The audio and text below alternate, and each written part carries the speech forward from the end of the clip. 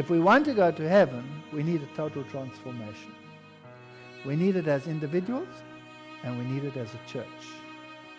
And the time has come to speak about these things, because we are told that the straight testimony will cause the shaking.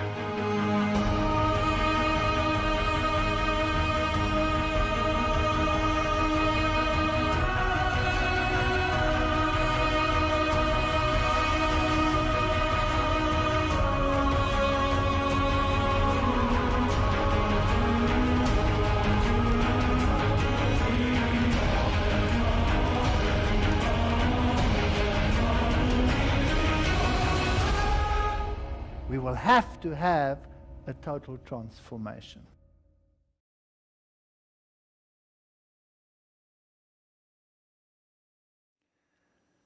Well, this evening's lecture is just entitled Ruth. Bem, a palestra dessa noite está intitulada Ruth, das cinzas à glória. Nós todos nos lembramos de nosso verso bíblico para essa série inteira, transformação total. E não vos conformeis com este mundo, mas sede transformados pela renovação do vosso entendimento, para que experimenteis qual seja a boa, agradável e perfeita vontade de Deus. Toda esta série está desenhada para a igreja. Fala sobre a igreja de Deus.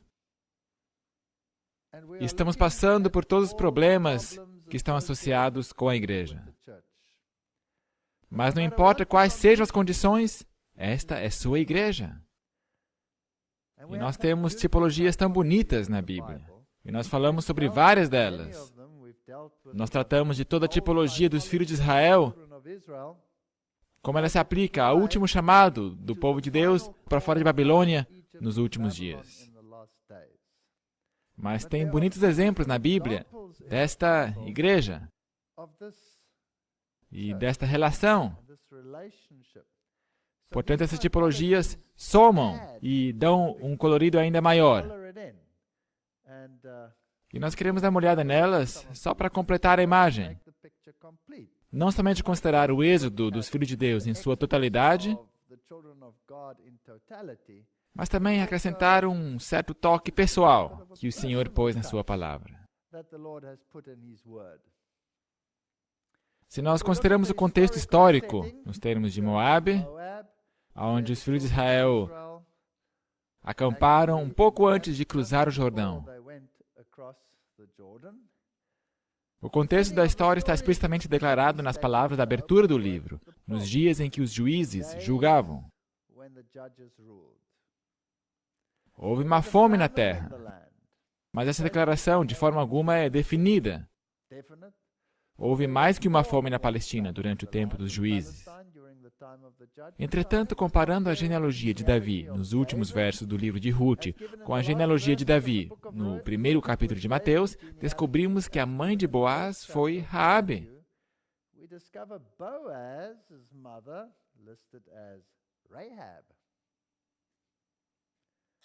Não há razões que nos compelem a supor que se trata de outra pessoa a não ser Raabe de Jericó. Assim, a história de Ruth teria acontecido no início do período dos juízes. Por outro lado, a tradição antiga, endossada por Joséfo, situa os eventos do livro de Ruth no tempo de Eli, que se encaixaria melhor que Boaz como bisavô de Davi. Os dois podem estar corretos, já que mãe e pai também podem significar avô, avó ou ancestral. Pessoalmente, eu favoreço a primeira opção, que foi mais cedo. Por nenhuma razão específica, mas eu prefiro essa. Agora, os moabitas eram de linhagem semita, descendentes de Ló, sobrinho de Abraão, Sua divindade principal era o deus Quemos, que parece ter exigido sacrifícios humanos. Isso vem da concordância. Portanto, estamos aqui pintando um contexto, um transfundo do livro de Ruth. Nós não conhecemos muito sobre os Moabitas antes da época do Êxodo, a não ser de sua origem, que não foi a mais nobre, como nós todos sabemos. Um pouco antes do estabelecimento do reino em Israel, os amoritas ocupavam a parte de Moabe ao norte de Arnon, mas Israel sujeitou os amoritas e ocuparam o que tinha sido o território moabita. Então, na verdade, pode-se dizer que até fizeram um favor para eles. Quando Balaque, filho de Zippor, viu que os israelitas acampavam nas próprias bordas de seu país, entrou em aliança com os midianitas e convocou a ajuda do profeta apóstata Balaão. E nós já lidamos com essas tipologias. E você conhece os parâmetros. Moabe é como uma igreja irmã, se você quiser, para com os israelitas. E o rei Saul feriu a Moabe, mas não o subjugou. E também vemos a Davi colocando seus pais sob a proteção do rei de Moabe, talvez porque tinha essa relação familiar com os moabitas. Eu acho fascinante que Davi tivesse essa relação com Moabe. Mas um pouco mais tarde, como nós sabemos, Davi fez guerra contra Moabe e o derrotou totalmente. Portanto, isso nós encontramos no comentário bíblico adventista. E esse era o Deus que eles adoravam, Quemos. Então, lemos em 1 Reis 11:7 que Salomão fez um alto a Quemos. Então, Salomão também tinha um ponto fraco, uma caidinha para eles. A abominação dos moabitas. Sobre o monte que está diante de Jerusalém, e a Moloque, a abominação dos filhos de Amon. Portanto, ele também estava emaranhado por eles. Fascinante. Esses deuses requeriam sacrifícios humanos a serem feitos por eles. E é por isso que Deus os chama de abominação. Todo esse tipo de adoração. Agora, nós vamos dar uma passada pelo livro de Ruth e prestar atenção na tipologia que se refere à Igreja de Deus. E sucedeu que nos dias em que os juízes julgavam, houve uma fome na terra. E por isso um homem de Belém de Judá, havia 2 Beléns. Esse verso diz qual das 2 Beléns. Essa é a mesma Belém onde Jesus nasceu. Muito específico, para que não erremos, a Bíblia é muito específica. E foi peregrinar nos campos de Moabe. Ele e sua mulher e seus 2 filhos. Não é a coisa mais sábia que se pode fazer. E nós também fazemos isso, não fazemos? Nós também, às vezes, peregrinamos entre os moabitas. Qual seria o equivalente moderno? Pensar que as outras igrejas evangélicas são a mesma coisa que aqueles que se alinharam em obediência aos mandamentos de Deus. Mas não é a mesma coisa. Agora, eu amo essa tipologia. É de fato uma gracinha. O nome do homem era Elimeleque e da sua mulher Noemi. E o nome dos seus 2 filhos, eu acho que aqui na América do Norte se falaria Mahlon. Nós falamos Malom, mas não importa. E Quilion eram efrateus de Belém de Judá. E chegaram aos campos de Moabe e ficaram ali. Agora, se eu fosse pai, esses provavelmente seriam os últimos nomes nos quais eu pensaria para dar a meus filhos. Isso é incrível, mas lembre-se que na tipologia e na Bíblia, o nome sempre representa algo. Você não simplesmente dá um nome assim.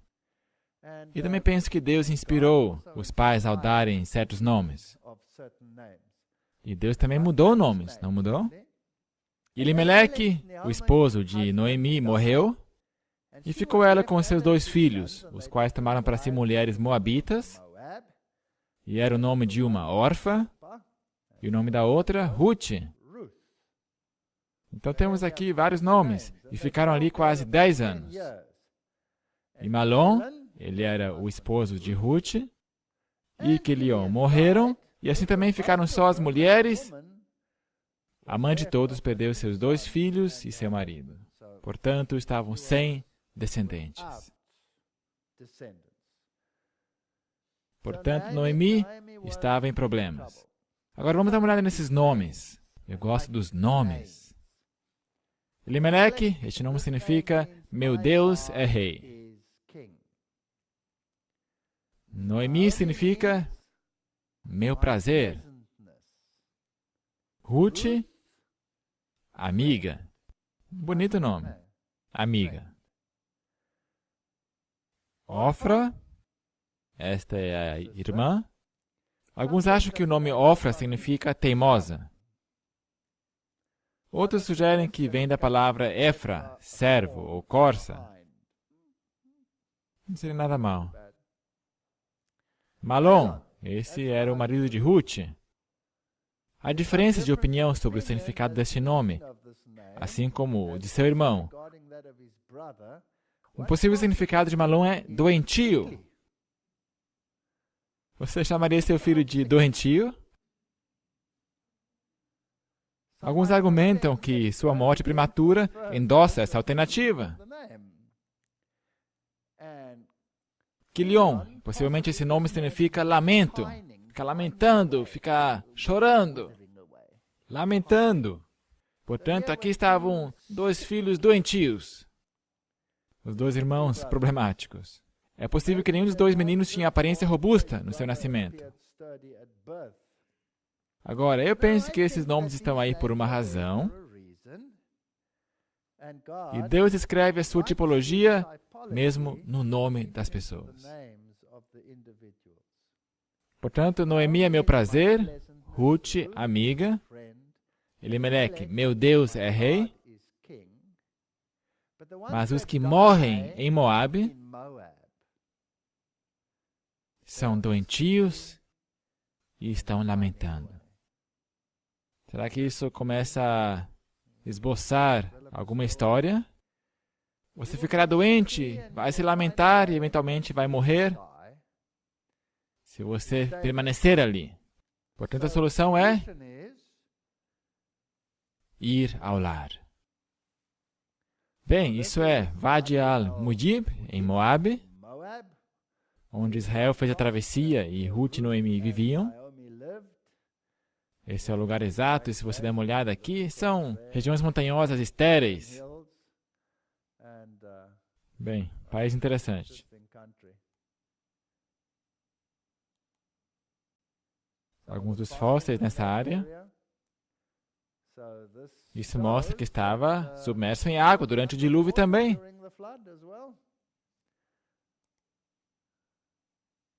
Isso vem dessa região.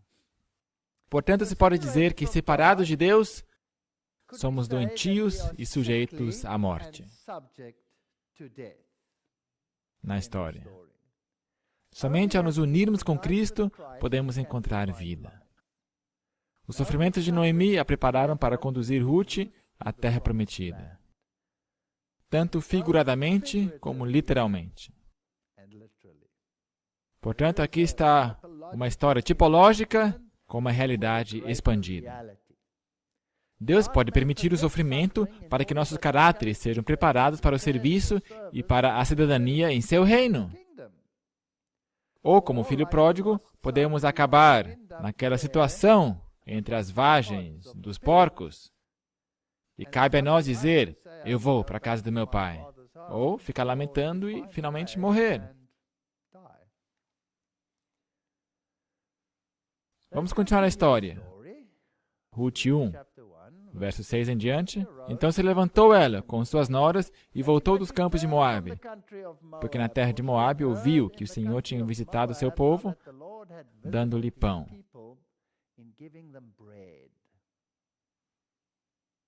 Pão, pão da vida, tipologias. Por isso saiu do lugar onde estivera e as suas noras com ela, indo elas, caminhando, para voltarem para a terra de Judá. Agora, as noras nunca tinham saído de Israel, portanto não podiam voltar, mas estão voltando. Portanto, são como o filho pródigo. E disse Noemi às suas noras: Ide, voltai cada um à casa de sua mãe. As despediam. Voltai. E o Senhor use convosco de benevolência, como vós usastes com os falecidos e comigo. O Senhor vos dê que acheis descanso, cada um em casa de seu marido. E beijando-as ela, levantaram sua voz e choraram. E disseram-lhe: Certamente voltaremos contigo ao teu povo. Quantas delas disseram que eu voltarei? As duas. Porém, Noemi disse: Voltai, minhas filhas, porque irias comigo? Tenho eu ainda no meu ventre mais filhos para que vos sejam por maridos? Porque a ideia sempre era que a descendência dos mortos teria que ser preservada, propagada pelo próximo na geração, e não havia nada ali. Voltai, filhas minhas, ide-vos embora, já que muito velha sou para ter marido. Ainda quando eu dissesse, tenho esperança, ou ainda que esta noite tivesse marido e ainda tivesse filhos. Portanto, se dermos um pulinho para Apocalipse 22, 17, ele diz, o Espírito e a esposa dizem, vem.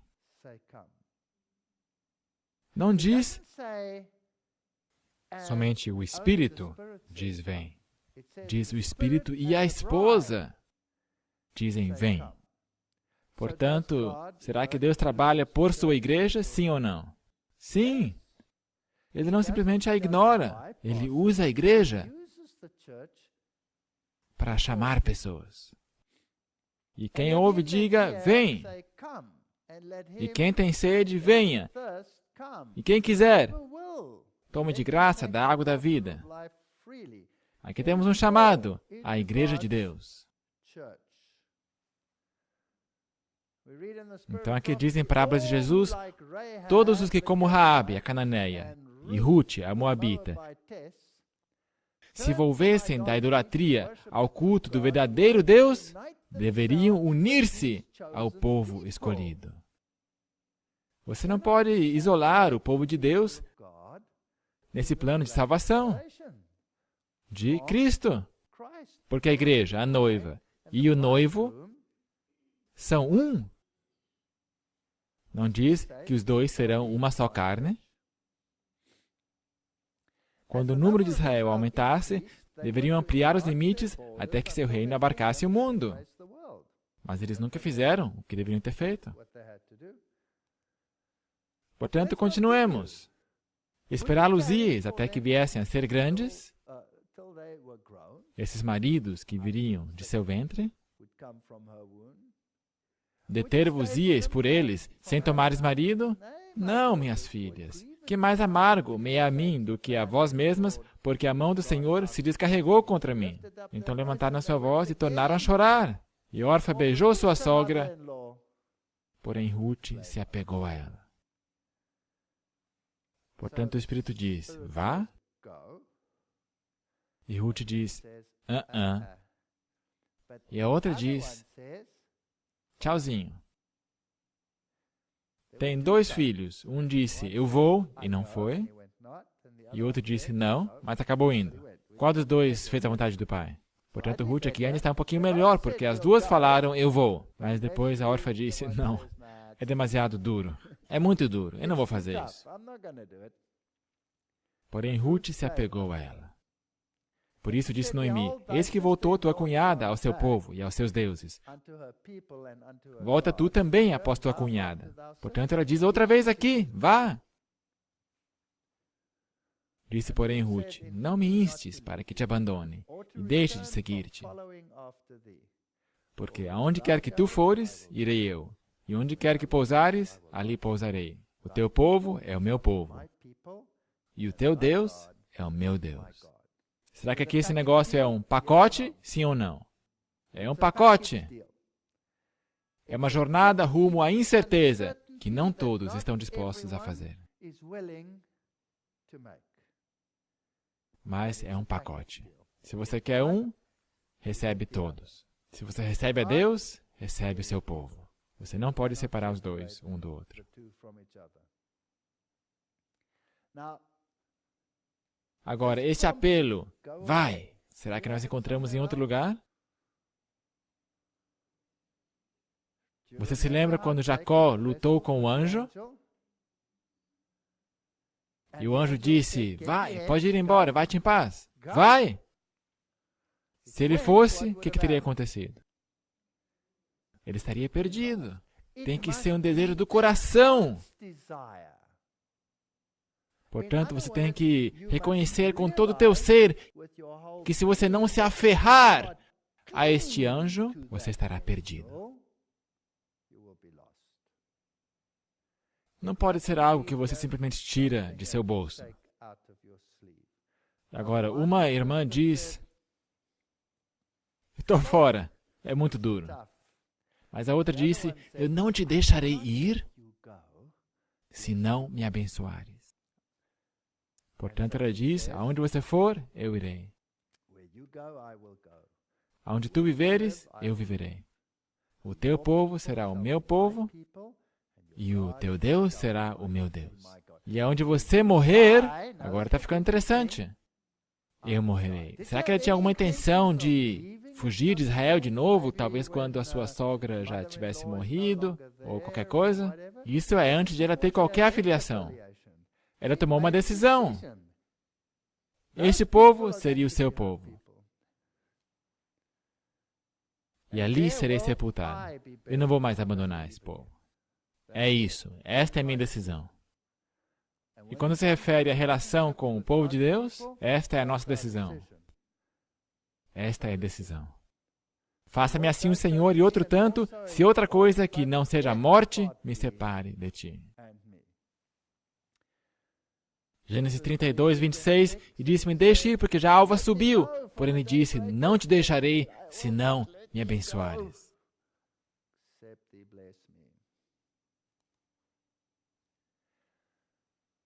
Vendo Noemi que de todo estava... Isso é muito lindo. Sabe, quando você começa a ler a Bíblia de um ponto de vista tipológico, não é simplesmente uma história. Se torna um assunto pessoal de vida e morte. E é isso que diferencia a Bíblia de qualquer outro livro religioso no planeta. Porque nenhum outro livro poderia integrar uma tipologia como essa numa história real. É impossível. E nenhum ser humano poderia conseguir tal façanha. De uma forma tão consistente, em um período de mais de 1000 anos. Esqueça. Isto é inspiração divina. Estava de todo resolvida a ir com ela, estava decidida, colocar o rosto como um seixo. Resolvida a ir com ela, deixou de lhe falar. Assim, pois, foram-se ambas até chegarem a Belém. Agora, Belém significa cesto de pão. Agora aconteceu que, chegando em Belém, toda a cidade se comoveu por causa delas. Portanto, houve uma grande comoção na cidade. É assim que deveria ser. Se alguém se une às fileiras da igreja, se nós temos amor fraternal, não importa de onde vem essa pessoa, nós temos que nos comover com alegria. A Bíblia diz que nem sempre fazemos isso bem, porque quando o filho pródigo voltou para casa, o que aconteceu? O rosto do irmão ficou bem amargo. Portanto, nós também, muitas vezes, temos esse comportamento. E o falho para a própria vergonha. Para a própria vergonha. E diziam, é Noemi. Não é esta Noemi? Porém, ela lhe disse, não me chameis Noemi, chamai-me Mara. Mara significa amargura, porque grande amargura me tem dado o Todo-Poderoso. Cheia parti, porém vazia o Senhor me fez tornar. O que acontece se você vai para Moabe?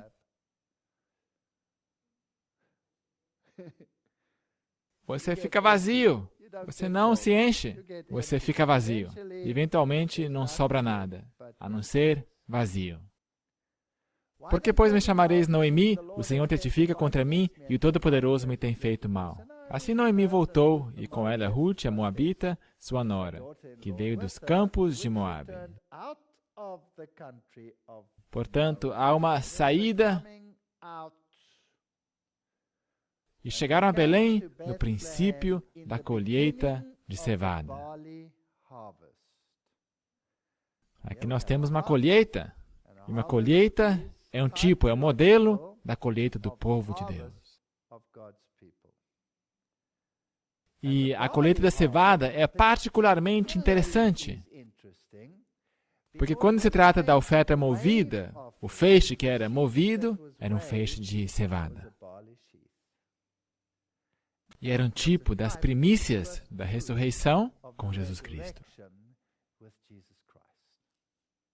Portanto, aqui está contida uma tremenda de uma tipologia.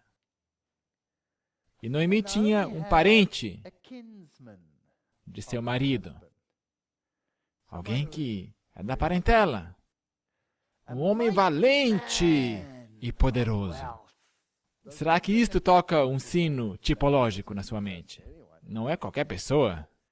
Da família de Elimeleque. E era seu nome Boaz. Agora, isso é fascinante. Todo mundo na Igreja de Deus é filho do Altíssimo. Príncipes e princesas. Portanto, são filhos do rei. Dessa forma, são parentes do rei? Sim ou não? Sim, são parentes. Parentes chegados. E esse homem é de poder e riqueza. Portanto, quem que é ele? Ele é um tipo de Cristo. E Ruth, a Moabita, disse a Noemi, deixa-me ir ao campo e apanharei espigas atrás daquele. E a história fica uma gracinha. Daquele em cujos olhos eu achar, o quê? Graça! Portanto, aqui está a história da vinda à Igreja de Deus e achar graça perante Cristo. E ela disse, vai, minha filha. Foi, pois, e chegou, e apanhava espigas no campo após os segadores, e caiu-lhe em sorte uma parte do campo que pertencia a Boaz. Portanto, colocando isso em uma linguagem mais moderna, seria, por coincidência, aconteceu que ela foi parar no campo de Boaz. Agora, é claro que não há algo como sorte. O mundo chama isso de sorte. Nós o chamamos de providência.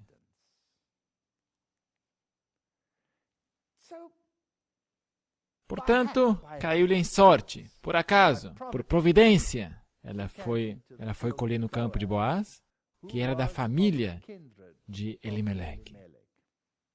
Um de seus filhos, um dos filhos de Deus. Sorte.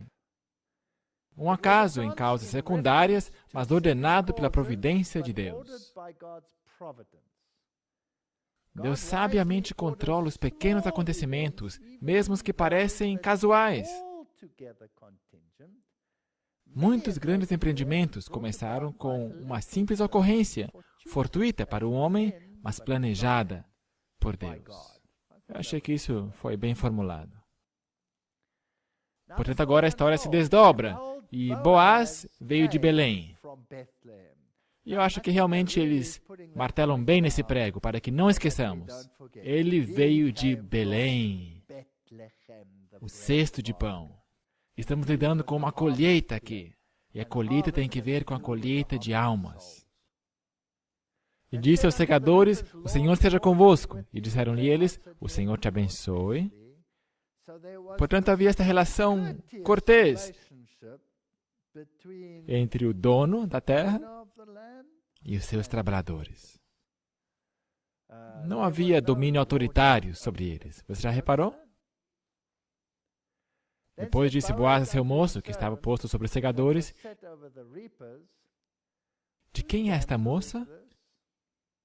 E respondeu o moço, que estava posto sobre os segadores, e disse, esta é a moça moabita, que voltou com Noemi, dos campos de Moabe. E disse-me ela, deixa-me colher espigas e ajuntá-las entre as gavelas após os segadores. Assim ela veio, e desde pela manhã está aqui até agora, a não ser um pouco que esteve sentada em casa. Portanto, qual que é a sua atitude? Ela está envolvida. Ela está lá. Ela está trabalhando. Ela está conseguindo matéria-prima para fazer pão. Está se alimentando do que pertence a Boaz. Então disse Boaz a Ruth, ouves, filha minha, não vás colher em outro campo, nem tampouco passes daqui, porém aqui ficarás com as minhas moças. Aqui estão as moças, e as moças tipificam igrejas. Fique aqui. Não vá embora. É isso. Não há outra coisa. É esse o lugar ao qual você pertence. Os teus olhos estarão atentos no campo que cegarem, e irás após elas. Não dei ordem aos moços que não te molestem. Essa tipologia está ficando interessante. Tendo tu sede, vai aos vasos e bebe do que os moços tirarem.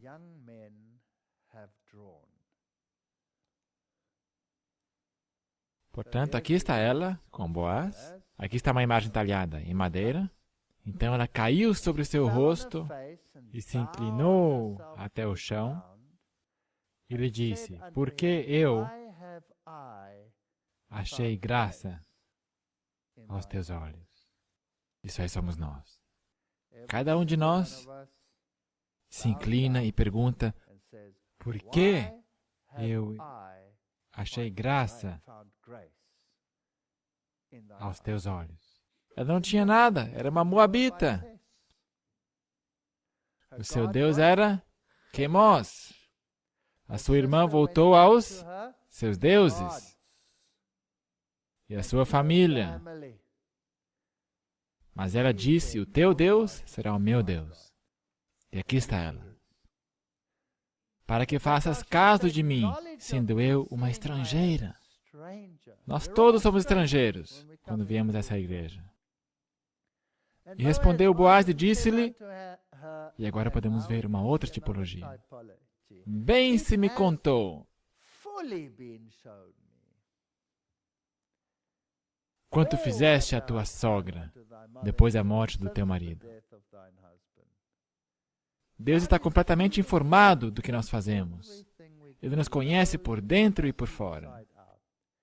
E deixaste teu pai e tua mãe. Você consegue reconhecer alguma coisa? E a terra onde nasceste, e vieste para um povo que antes não conheceste. Portanto, conversão a Cristo significa vir a um povo que não se conhece até aquele momento. Quantas pessoas querem fazer isso? Querem ter a Cristo, mas querem permanecer nas mesmas circunstâncias nas quais estiveram antes. Mas você não pode fazê-lo. Se trata de um pacote. Você recebe o povo junto com Cristo. O Senhor retribua o teu feito e te seja concedido pleno galardão da parte do Senhor, Deus de Israel, sob cujas asas te vieste abrigar. É poderoso. Poderosa tipologia. É incrível.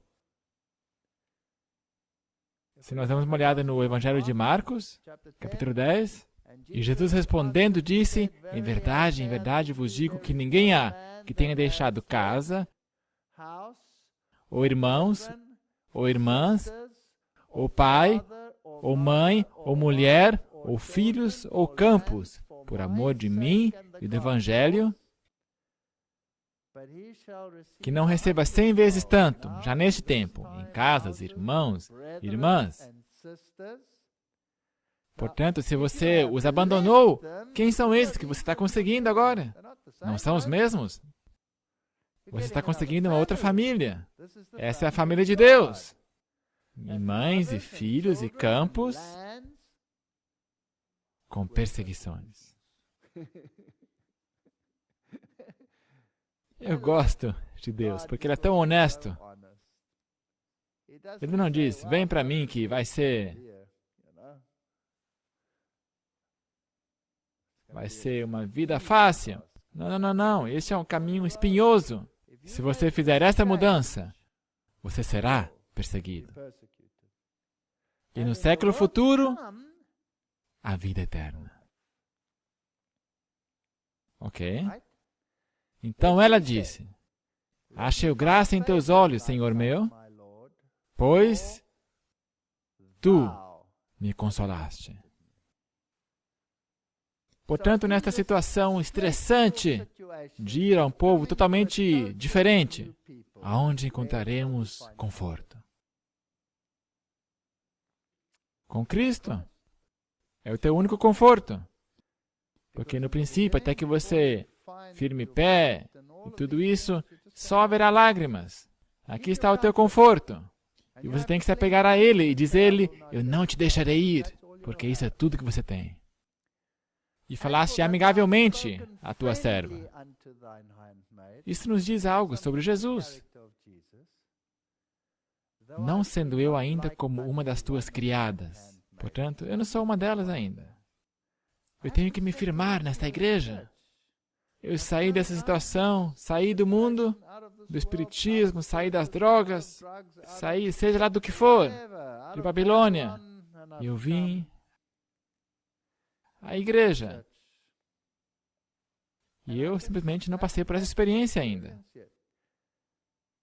Mas obrigado, porque tu és simpático e amigável para comigo. E sendo já a hora do almoço, disse-lhe, achega-te aqui e come. E come do pão e molha o teu bocado no vinagre. Isso é como dizer pão e vinho.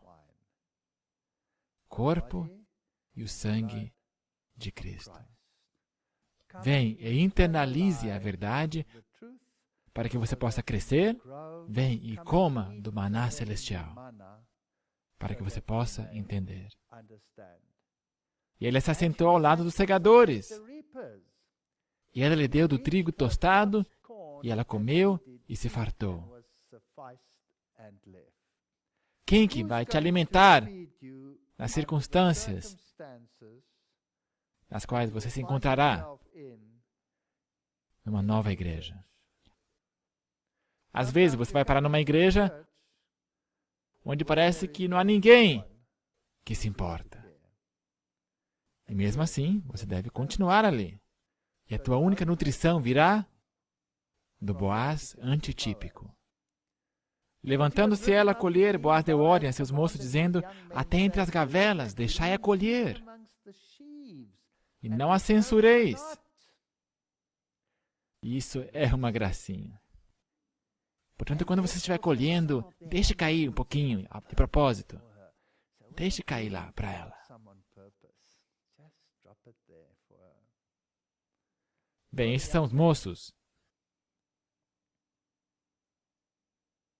Ela está com as moças. E quem são os moços? São os anjos.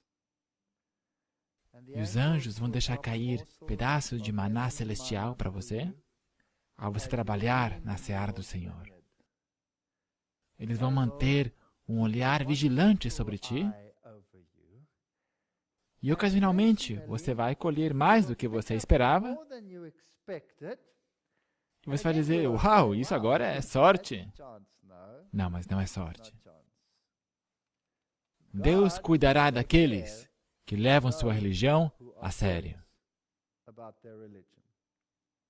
Deixai cair alguns punhados, de propósito, para ela, e deixai-os ficar, para que os colha, e não a repreendais. Esteve ela apanhando naquele campo até a tarde, e debulhou o que apanhou, e foi quase um éfa de cevada. Isso era muito. O caminho a Cristo diz, leve suas necessidades, alegrias, tristezas, preocupações e temores a Deus. Você não conseguirá sobrecarregá-lo, nem deixá-lo cansado. Aquele que conta os cabelos de sua cabeça não é indiferente às necessidades de seus filhos. O Senhor é cheio de terna misericórdia e compassivo, Tiago 5:11. Seu coração, cheio de amor, se enternece com nossas tristezas, até mesmo quando as pronunciamos. Entregue a Ele todas as coisas que perturbam sua mente. Coisa alguma é grande demais para Ele, para que Ele não possa suportar. Pois Ele é quem mantém os mundos e governa o universo. Nada daquilo que, de alguma forma, diz respeito à nossa paz é pequeno demais para que Ele não note. Não há um só capítulo de nossa existência que seja demasiado escuro para que Ele não possa ler, nem dificuldade alguma tão complicada que não possa resolver.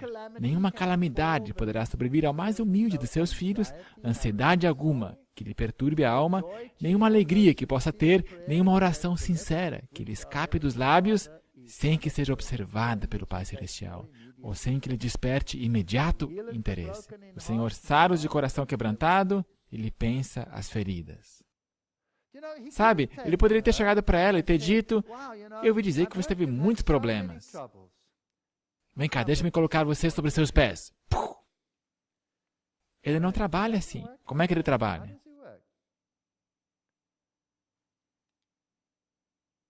Lentamente. Você lentamente começa a interiorizá-lo. Mas ele cuida de você. Ele te dá pedaços. Deixe cair alguns gravetos aqui de propósito. Ele toma conta de todas as suas necessidades. É incrível. As relações entre Deus e cada pessoa são tão particulares e plenas que é como se não houvesse nenhuma outra pessoa por quem tivesse dado seu Filho amado. Caminho a Cristo, nova edição, 63. É lindo! Ruth 2:18. E tomou-a e veio à cidade, e viu sua sogra que o tinha apanhado. Também tirou e deu-lhe o que sobejara depois de fartar-se.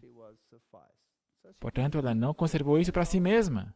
O que ela começou a fazer com os seus achados? Começou a compartilhá-los. Portanto, desde o princípio, apesar de você parecer estar caminhando lá atrás, ao você vir, comece a compartilhar. Então disse-lhe sua sogra, onde colheste hoje? E onde trabalhaste? Essa é uma pergunta importante. Aonde nós colhemos durante o dia?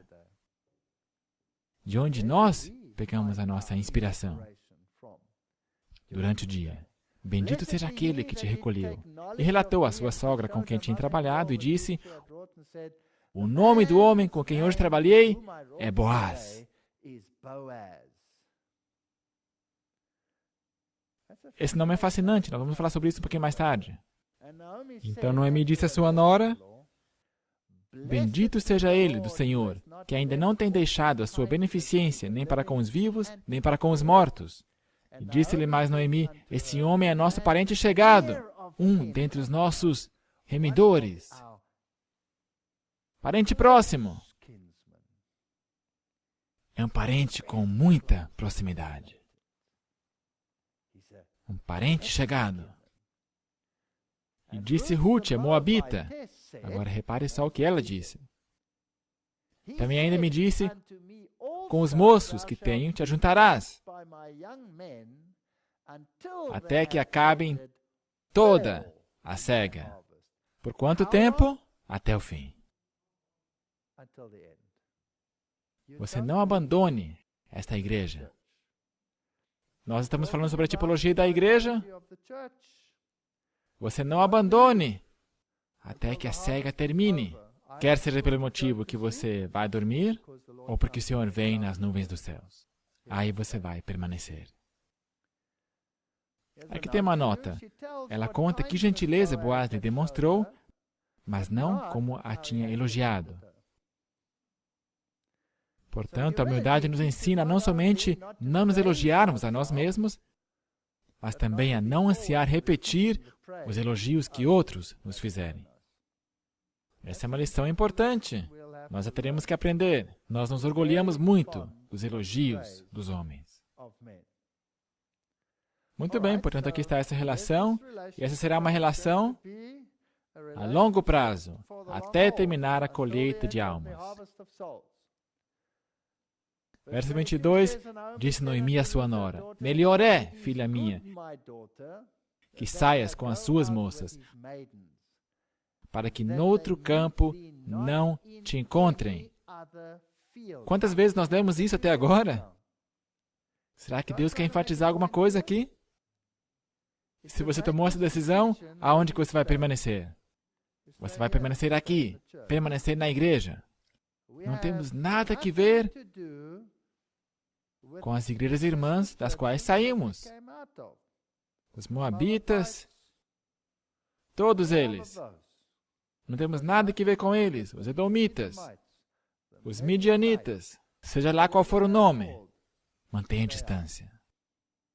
Não quer dizer que eu não vou testemunhar para eles, mas eu me separei. Não vá a outro campo. E temos pessoas hoje em dia que acham que não faz diferença, e nós temos o tal do intercâmbio. Você já percebeu isso? Nada de intercâmbio. Você se separa para o seu Senhor. E assim ajuntou-se com as moças de Boaz, para colher até que a cega das cevadas e dos trigos se acabasse. Portanto, é isso. Você vai permanecer até o fim. E ficou com a sua sogra. Ela se tornou uma adventista do sétimo dia. Até o fim. Nada de condescendência. E disse-lhe Noemi, sua sogra, minha filha, não hei de buscar descanso para ti? Descanso? Para que fiques bem? Ora, pois, não é Boaz com cujas moças estiveste de nossa parentela? Eis que esta noite padejará a cevada na eira. Se você quer fazer parte da colheita do Filho do Homem, é melhor que você se case com ele. De outra forma, você vai cair fora. Portanto, lava-te, unge-te, veste os teus vestidos. Em termos modernos, poderíamos dizer batismo, unção pelo Espírito e vestir a couraça da justiça que Cristo nos dá. Quando saímos, é isso que nós fazemos. E desce a eira. Porém, não te des a conhecer ao homem, até que tenha acabado de comer e beber. E há de ser que quando ele se deitar, notarás o lugar em que se deitar, então entrarás e descobrir-lhe-ás os pés. E te deitarás. E ele te fará saber o que deves fazer. Ele vai te dizer o que você deve fazer. Você tem que ser guiado pelo Espírito de Cristo. Ele vai te dizer o que fazer. E ela lhe disse, tudo quanto me disseres, eu farei. Então foi para sua eira e fez conforme tudo quanto a sua sogra lhe tinha ordenado. Havendo, pois, Boaz comido e bebido, já estando de seu coração alegre. Sabe, algumas pessoas querem insinuar que ele estava intoxicado aqui. Não. Ele estava alegre. Isso é tudo que diz. Ele estava feliz por causa da colheita. Veio deitar-se ao pé de um monte de grãos. Então veio ela de mansinho e lhe descobriu os pés e se deitou. E sucedeu que, pela uma outra palavra que nós temos que apanhar, meia-noite. O homem estremeceu e se voltou, e eis que uma mulher jazia a seus pés. E disse ele, quem és tu? Ela disse, sou Ruth, tua serva. Estende, pois, tua capa sobre tua serva, porque tu és o remidor. Esta é uma proposta de casamento. Ela tem a ousadia de fazer uma proposta de casamento. Jacó teve a ousadia de falar, eu não vou te deixar ir, mesmo que Deus dissera, vai. Jacó também fez uma proposta de casamento. Eu não vou deixar você ir. No verso 9, portanto, estende a tua capa, isto é, tome-me como esposa e exerça os deveres de marido para comigo. Não ali, naquele momento. No futuro. Tudo com ordem e decência. E disse-lhe ele, bendita sejas tu do Senhor, minha filha. Melhor fizeste esta última benevolência do que a primeira. Será que isto é crescimento em Cristo? Sim ou não? Pois após nenhum dos jovens foste, quer pobre, quer rico. Você está buscando uma relação celestial. Agora, pois, minha filha, não temas. Isso é algo que Jesus falou muitas vezes. Tudo quanto disseste, te farei, pois toda a cidade do meu povo sabe que és mulher virtuosa. Portanto, aqui está uma mulher virtuosa. Não havia nada de estranho acontecendo aqui. Essa foi uma conversação decente. Porém, agora é verdade que eu sou o remidor, mas ainda outro remidor há mais chegado do que eu. Está ficando interessante. Fica-te aqui esta noite. E será que pela manhã, se te remir, bem-estar, que te redima. Porém, se não quiser te redimir, vive o Senhor, que eu te remirei. Deita-te aqui até amanhã.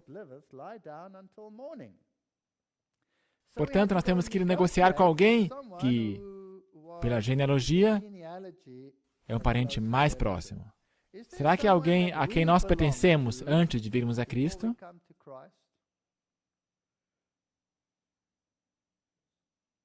Será que não há um outro rei deste mundo?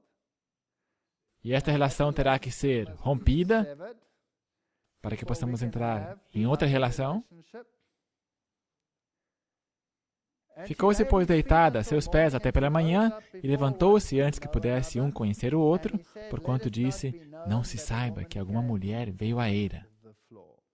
Portanto, ele está mantendo a discrição. Ele não vai e diz, que escândalo! Não, ele se porta com muita discrição. Nós lemos no Espírito de Profecia, a Bíblia é uma revelação da vontade e propósitos divinos. Os que seguem seus ensinos são obradores das palavras de Cristo. E assim trazem sólida madeira à sua edificação do caráter. Atentemos às palavras da inspiração que nos exortam a sermos misericordiosos e afáveis. Boaz representou o caráter de um cavaleiro cristão. Como Abraão, ele ordenou a sua casa após ele para guardar o caminho do Senhor e exercer justiça e juízo. Ele demonstrou cortesia a todos seus servos. Ao ele passar entre eles no campo, ele dizia aos colhedores, o Senhor seja contigo. E eles lhe respondiam, o Senhor te abençoe. Aqui há uma lição tanto para mestres como para servos, para patrões e empregados. Os servos são motivados a agirem justamente, a serem fiéis aos supervisores que lhe manifestam bondade respeitosa e cortesia. Os cristãos deveriam ser as pessoas mais corteses do mundo. Somos nós as pessoas mais corteses do mundo? Eu não penso, nem sempre. Disse mais, dá-me a capa que tens sobre ti. Um tipo de chale. E ela segurou, e ele mediu 6 medidas de cevada, e lhe as pôs em cima. Então foi para a cidade. Agora, eu não quero ir muito longe com a tipologia, então vamos parar por aí.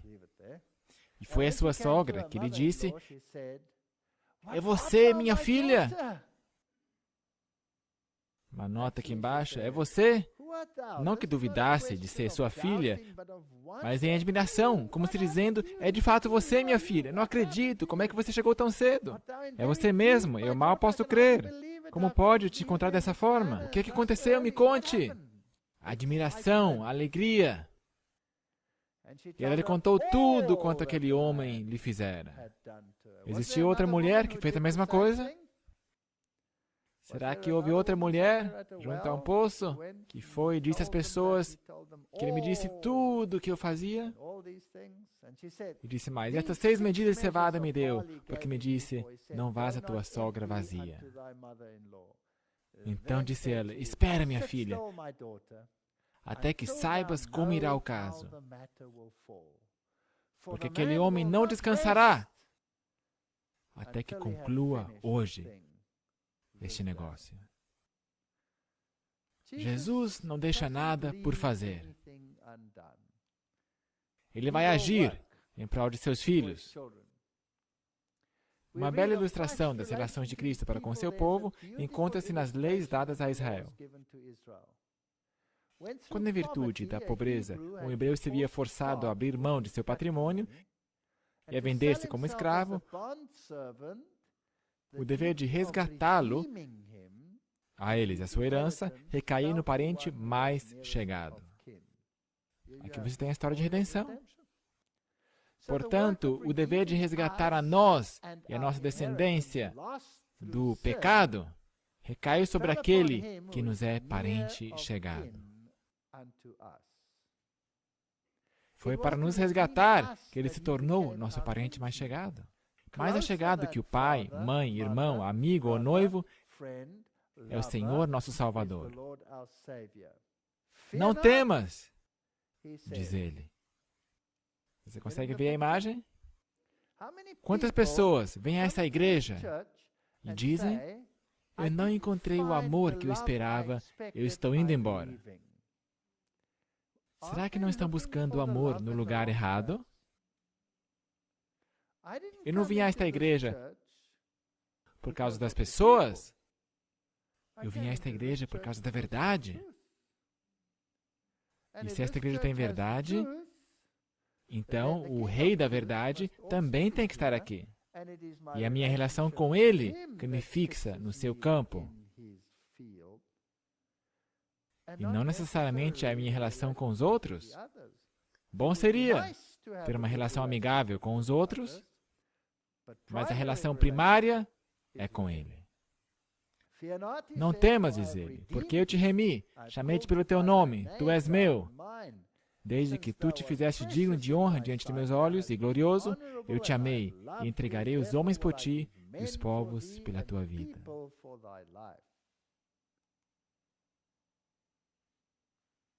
Ellen White escreve em Cartas a Jovens Namorados: eu te amo. Quão significativas são essas palavras entre dois jovens. Ainda mais maravilhosas elas se tornam quando nos são ditas por nosso Salvador, que deseja que sejamos felizes e encontremos alegria em nosso relacionamento uns com os outros. Cristo comparou seu amor pela igreja como o amor entre marido e esposa. As Escrituras contêm ternas histórias de amor, tais como a de Jacó e Raquel, e a comovente história de Ruth, a Moabita, que através de seu casamento com Boaz, tornou-se um elo na genealogia do Messias. Nosso Pai Celeste se interessa por nossa vida afetiva. Através dos escritos inspirados nas Escrituras e de Ellen G. White, Deus tem dado conselhos aos jovens em sua busca pela felicidade. Veja que grande amor nos tem concedido o Pai, que fôssemos chamados filhos de Deus. Eu vim para que tenham vida e a tenham em abundância. Essas coisas vos tenho dito para que meu gozo esteja em vós e o vosso gozo seja completo. Aquele que tocar em vós, toca na menina do seu olho. Zacarias 2, verso 8. Esta é a relação da qual estamos falando. As outras, seria ótimo se também fossem boas. Mas se não for o caso, essa relação ainda nos tem que sustentar. Este amor do qual falo é lento em perder paciência. Busca uma forma de ser construtivo, não é possessivo. Não fica ansioso para impressionar, nem cultiva ideias arrogantes. O amor é sofredor, é benigno. O amor não é invejoso, não se vangloria, não se ensoberbece, não se porta inconvenientemente.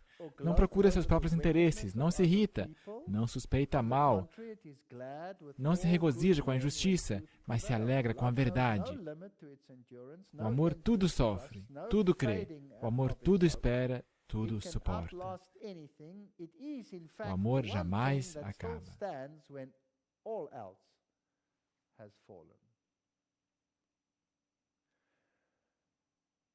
Minha igreja. E pessoas que estão sofrendo dentro da igreja. A nossa relação com Cristo é a única coisa que nos vai suster. De longe o Senhor me apareceu dizendo, pois que com amor eterno te amei, também com benignidade te atraí. Jeremias 31, verso 3. Em Romanos lemos, porque estou certo de que nem a morte, nem a vida, nem anjos, nem principados, nem coisas presentes, nem futuras, nem potestades, nem a altura, nem a profundidade, nem qualquer outra criatura nos poderá separar do amor de Deus que está em Cristo Jesus, nosso Senhor. Isso tem que incluir todos os membros de igreja que dão picadas e retrucadas. A lista está completa. Nada poderá te tirar da igreja. Nada. Se você é lançado para fora da igreja, significa que a sua relação com Deus não está completa. Nos escritos de Ellen G. White, nós lemos, escrevo-te porque a amo, diz ela. Queridos jovens, desejo falar-lhes declaradamente, pois quero que sejam salvos. Minha querida irmã, escrevo-lhe por amor de sua alma. Não considero o seu caso sem esperanças. Se fosse assim, minha caneta não estaria escrevendo essas linhas. Aceite a repreensão como vindo de Deus. Aceite o conselho e a advertência dados com amor. Nós precisamos ser mais corteses uns com os outros. E precisamos ser mais corteses mesmo com aqueles cujos casos parecem sem esperança. E aqueles que são aparentemente contra tudo que defendemos. Então Boaz subiu à porta, representa juízo, não é? E assentou-se ali, e eis que o remidor de que Boaz tinha falado ia passando, e disse-lhe, ó fulano, vem cá, assenta-te aqui. E desviou-se para ali e assentou-se. Então, ele chamou ele. Agora vão negociar com esse outro parente. Então tomou 10 homens dos anciãos da cidade. O número 10 é interessante, mas deixa quieto. E disse, assentai-vos aqui, e assentaram-se. Então disse ao remidor, aquela parte da terra que foi de Elimeleque, nosso irmão, Noemi, que tornou da terra dos Moabitas, está vendendo.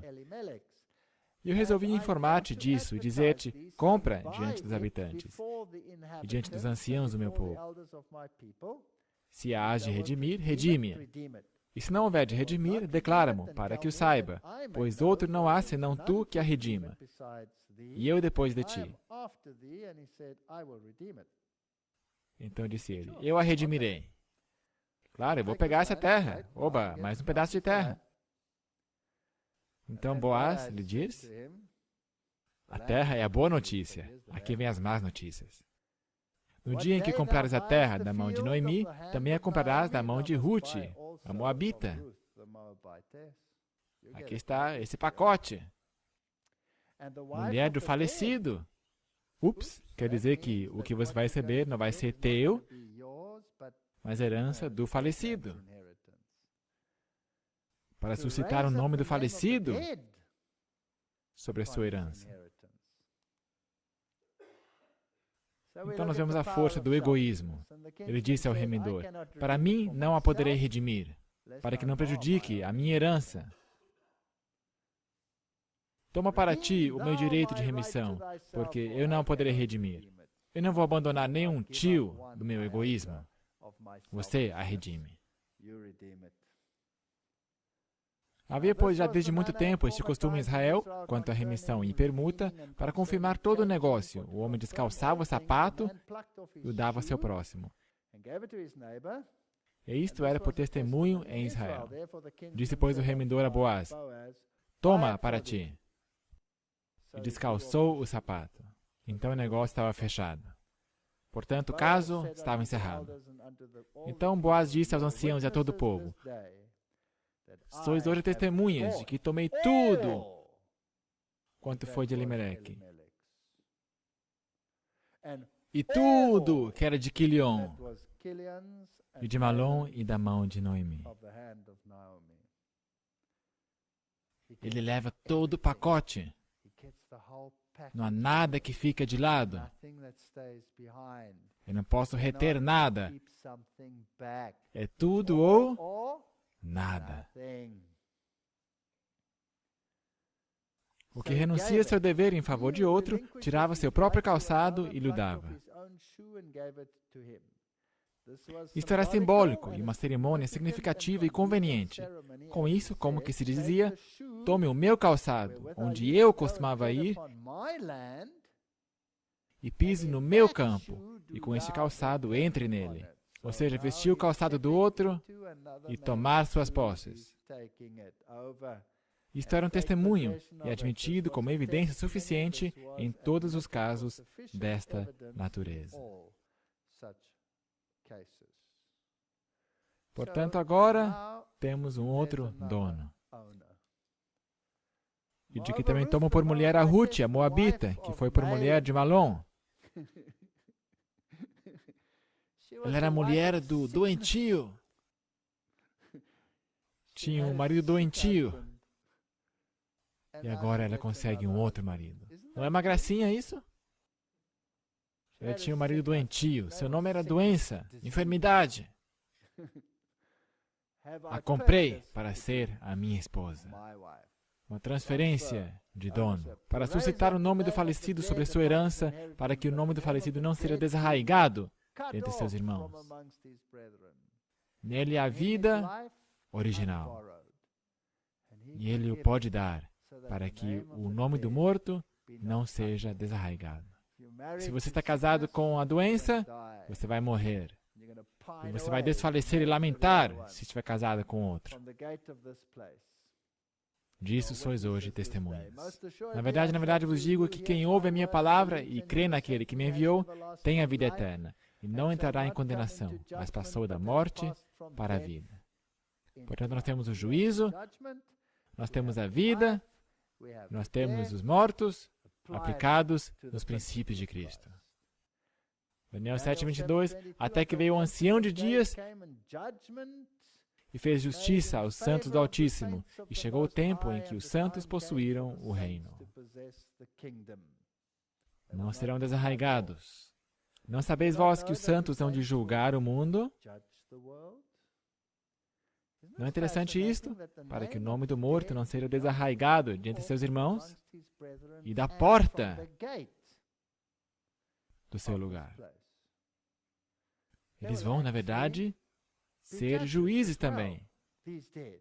Esses mortos dignos serão juízes. Eles serão julgados por vocês. Portanto, sois indignos de julgar as coisas mínimas. Portanto, os santos vão julgar o mundo. Aqui estão os redimidos. Se assentarão em juízo dos outros. E todo o povo que estava na porta e os anciãos disseram: somos testemunhas. O Senhor faça a esta mulher que entra na tua casa como a Raquel e como a Lia, que também construiu a casa de Israel. E porta-te valorosamente em Efrata, e faze-te nome afamado em Belém. E seja a tua casa como a casa de Pérez, que Tamar deu à luz a Judá, pela descendência que o Senhor te der desta moça. Portanto, este era um dos descendentes de Judá, que era um dos patriarcas dessa parte do povo de Deus. E assim Boaz tomou a Ruth, e ela lhe foi por mulher, e ele a possuiu, e o Senhor lhe fez conceber, e deu à luz um filho. Portanto, Pérez honrável e numerosa como era sua família, apesar de ser nascido de um estrangeiro, Deus o abençoou tanto que sua família foi uma das 5 famílias a qual toda a tribo de Judá pertencia, e o progenitor dos habitantes da cidade. Portanto, ele era o pai de Belém. E ele veio de qual tribo? Judá. O leão da tribo de Judá. Todos os links para Cristo estão nessa história. Tomou a Ruth, o que era livre para fazer, porque a proibição de se casar com estes se traduzia em se restringir dos que continuam as práticas pagãs. Enquanto que Ruth era uma prosélita sincera e convertida ao Deus de Israel.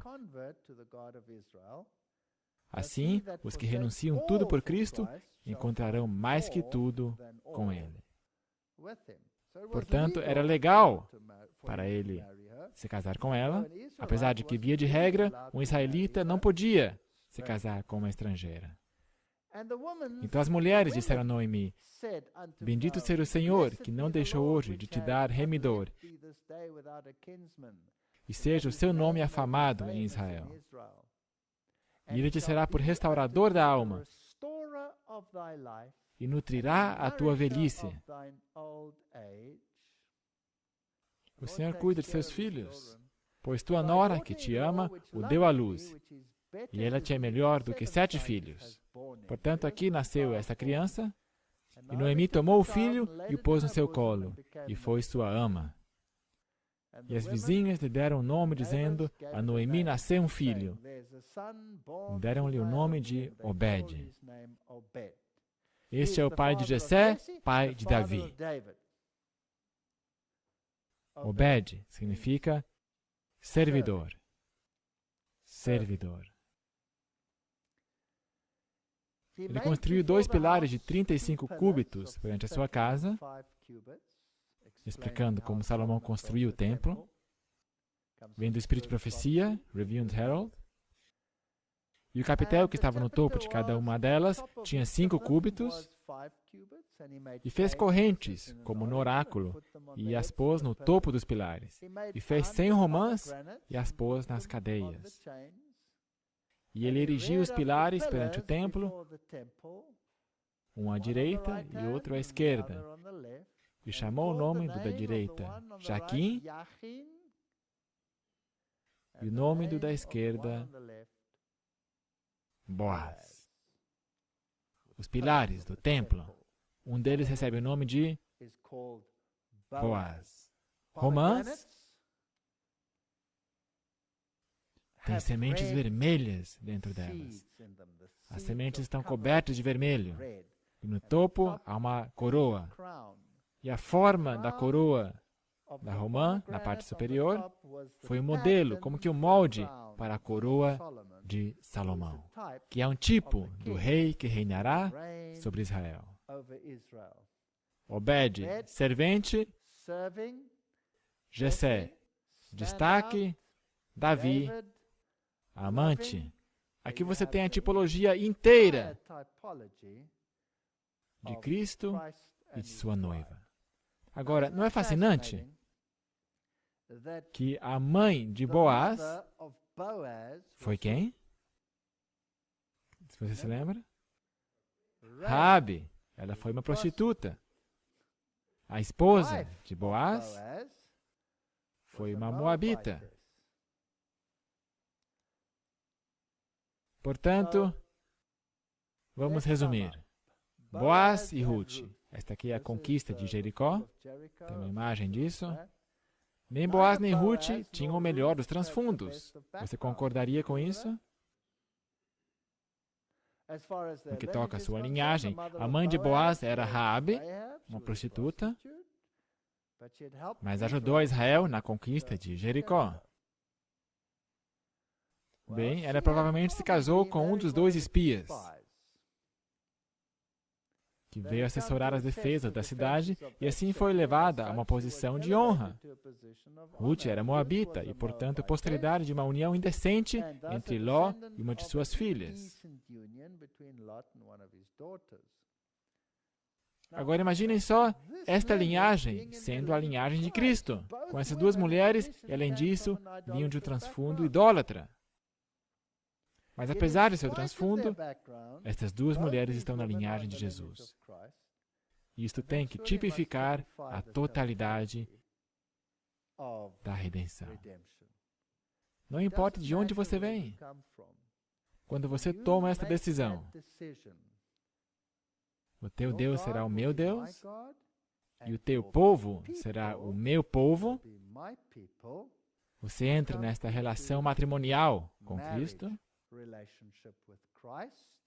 Você está tomando essa decisão, portanto você está se deitando aos pés de Jesus, os está descobrindo e dizendo, se case comigo.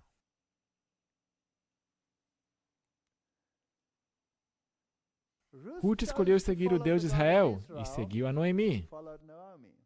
Onde fores, eu irei. O teu Deus será o meu Deus. Noemi instruiu a Ruth a se deitar aos pés de Boaz. Nós temos que nos deitar aos pés de Jesus. Ruth não tinha mais filhos, era viúva.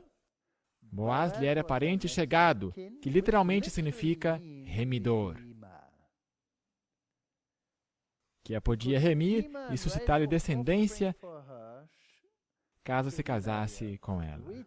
Nós também temos que nos deitar aos pés de Jesus e também Ele nos cobrirá com as suas asas. Boaz era proprietário de terras. Jesus é o proprietário da terra. Boaz era para ela um resgatador e um marido. Jesus é o nosso redentor e marido. Boaz estava de olho em Ruth. Jesus está de olho em nós. Boaz instruiu seus trabalhadores a deixar cair espigas para Ruth. Jesus instruiu seus anjos a deixar que apanhemos da colheita. Ele é o pão do céu, o maná vivo. Como marido, em nossas famílias, em casa, você deve alimentar sua família diariamente com o pão da palavra de Deus, todo dia. Ou seja, isso é magnificente.